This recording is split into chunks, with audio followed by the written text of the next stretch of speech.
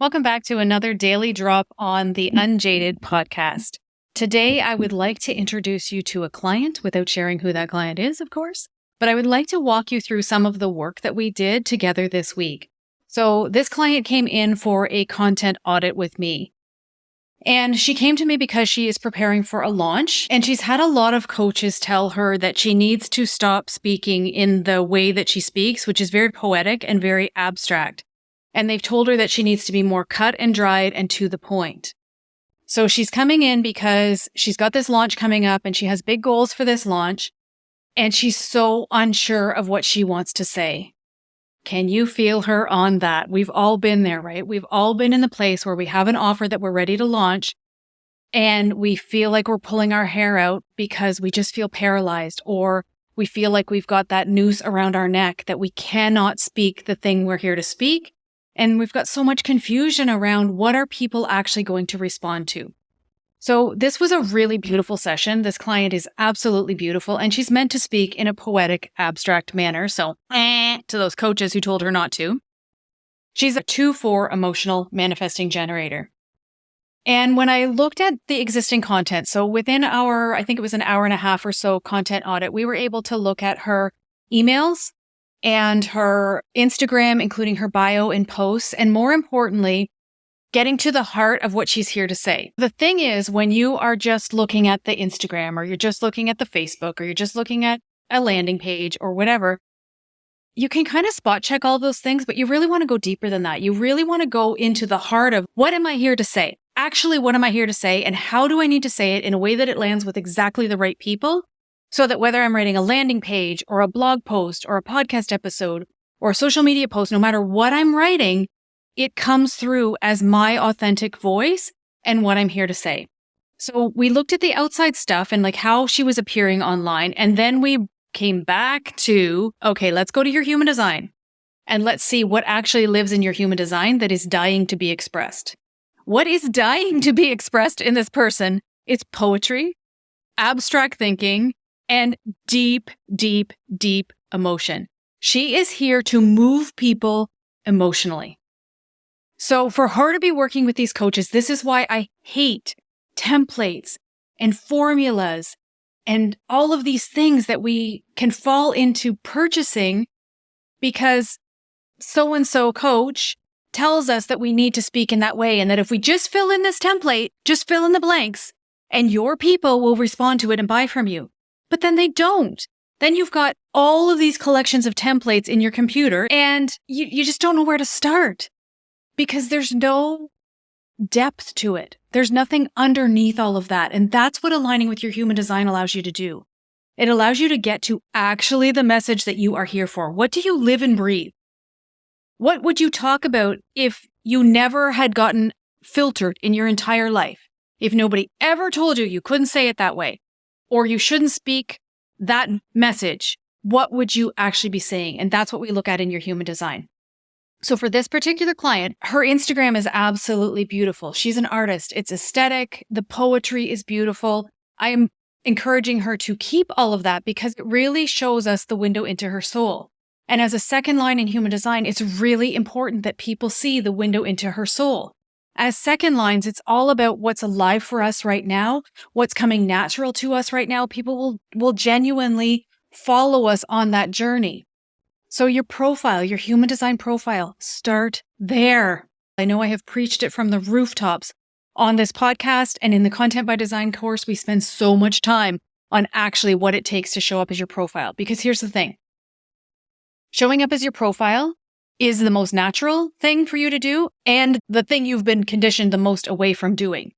Because we're told that our gifts are wrong. So your profile is a huge piece. And as a second line profile, it's really important that she show up in this way that is so authentic for her. But what's missing for her is through this poetry and this beautiful languaging and this abstract manner that she's kind of circling around the drain, she's not actually calling out her ideal client. She's not actually saying, hey, this is the problem that I solve for you. This is how it's showing up in your life. And this is what we're going to do to fix it. And this is on the other side of that.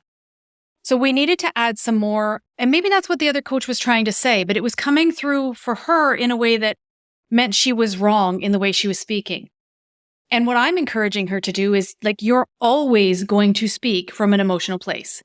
You are designed, not you who's listening, but you, this client, are designed to move people emotionally. So we can't take that out of the equation. But what we can do is actually look at the scenarios that are happening in your client's life. So let's say she's dealing with boundaries. That was one of the things that she really works on with people through creativity. We can have this way of speaking in coach speak and speaking in all of these metaphorical terms that really don't translate online. So one of her things was making the invisible visible. And I'm like, what does that even mean? How is your ideal client going to, like, is she laying in bed at night thinking, my God, if I could just make the invisible visible in my life, everything would be better. And I hope you're smiling with me because of course she's not, right? What she's laying in bed thinking about or ruminating over is all of the things she should have said, could have said, would have said differently. What's wrong with me because I can't do this? Why do people keep walking on me as it relates to boundaries? So we worked on some scenarios for like, how does a lack of boundaries actually show up in her life? And again comes the flowery language. And I'm like, no. If you were actually following her through her day, your eyes watching her path through her day, what are the actual things that she would be doing or not doing that is showing that she's not using her boundaries? For example, let's say that she's at Starbucks and she gets the wrong coffee, but she thinks that it's not worth it to actually tell the barista, or she feels small and can't actually tell the barista that this is the wrong coffee and I didn't want sugar in it. So she just drinks it anyway. That's something that everyone can relate to. That's something that her ideal client, if she's struggling with having boundaries, 100% she does that at Starbucks. That's just one example. We went through many, many examples of little wee tiny things. And here's another thing for your content. And we spend so much time on this in Content by Design. Whenever you are unpacking something for your ideal client in your messaging, I want you to start to think about what is the smallest tidbit that you can give your ideal listener or your ideal reader. Because here's what I see you doing. I see you creating a post and there are actually 8 or 10 posts in there. There are so many concepts in that post. You're trying to dump value on your ideal client because you so want to make it worth their while and you so want to convince them. And I know that's not great languaging, but that it's worth working with you because you have all this information and you can help them so much. And I know that you can. But when people go to social media, they are already overwhelmed. They're usually numbing out. Like think of your ideal client. She's not going there to study. She's not going there to learn. She's going to unwind and to maybe get a little bit of a reprieve from what's going on in her life. So when you give her 10 things to unpack in a post, it's like, oh my gosh, I can't process all of this. But when you tell her that not being able to speak up about a cup of coffee at Starbucks being wrong is actually a boundary issue, and here's the other ways it may be showing up in your life, or here's a step that will help you to actually do that, or when you inspire her to actually stand a little bit taller in that Starbucks situation, it allows her to feel a connection to you. It allows her to be like, oh my God, she actually gets my real life. She actually understands what I'm going through. And you know what? If she can do this with a Starbucks coffee cup, imagine what she can do with XYZ in my life. And you just over time build this content into your repertoire so that your ideal client understands that you see her, because you do see her. You do see all of these little ways that she is betraying herself or whatever the case may be in your business. You understand all these things. But what I'm guessing you're doing in your content, based on the students who've come through Content by Design, because it happens every single time. There's a reason we spend the first part of the course going through how to actually write in a way that people can absorb the information, is that you're not giving her enough little tidbits of her life. You're not allowing her to see and feel that you see and feel her.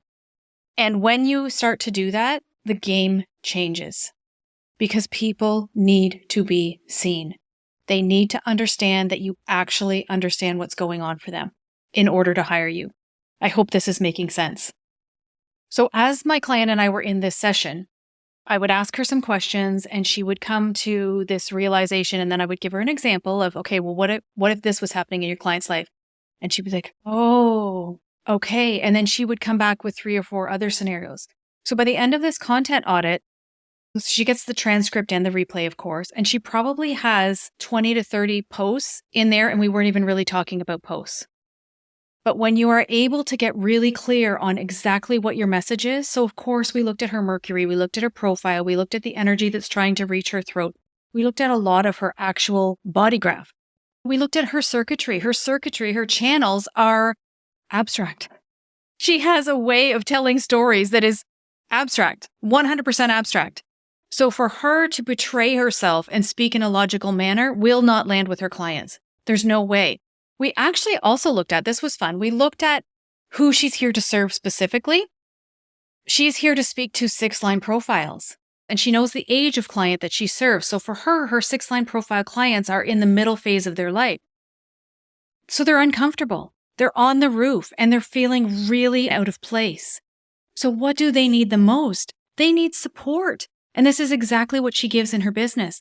But she didn't know that she was speaking to that person.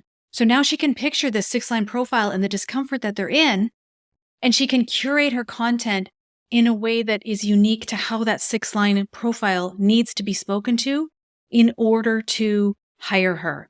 And of course, that's a module in the Content by Design course. We go so deep into all of these concepts. But hopefully this episode has given you just a little bit of an overview of where to look in your own human design chart and to actually get really concrete on the problem that your client is facing, what's actually happening in that potential client's life, and what's on the other side of it. Because those are the things that she needs to see. She needs to see actual real life things. And then remember not to overwhelm her with a bunch of stuff in one post. Give her one thing. Show her one thing that's happening in her life. And I guarantee you will start to get more engagement in your content, and you will start to bring people into your world who are ready to hire you. So I'm getting ready to kick off a 3-day free live event that you're going to want to be in the room for. Whether you're thinking about joining me in Content by Design or not, matters not. You are welcome to join me for this free experience. I would love to have you in the room. I'll be going through some of the ways that you can leverage your human design to create content in the way that your ideal client needs to hear it so that they actually hire you. The link is in the show notes to register. We've got a Facebook group that actually opens today where I will be in there engaging with you and talking about creating content and talking about human design and all of the things. This is going to be an excellent event. I'm super excited for it because my very favorite thing is to be in the room with people. And we're going to be doing 2 content audits live on each call. So there's going to be lots of juiciness here for you to understand how to create your own content in a way that lands. There's no sales in this call at all. I'm not even opening the cart for Content by Design until the next week. So please come in and spend some time with me, and let's get you speaking to your ideal clients so that you get making money in your business, because that's the only way you're going to have the impact that you're here to have.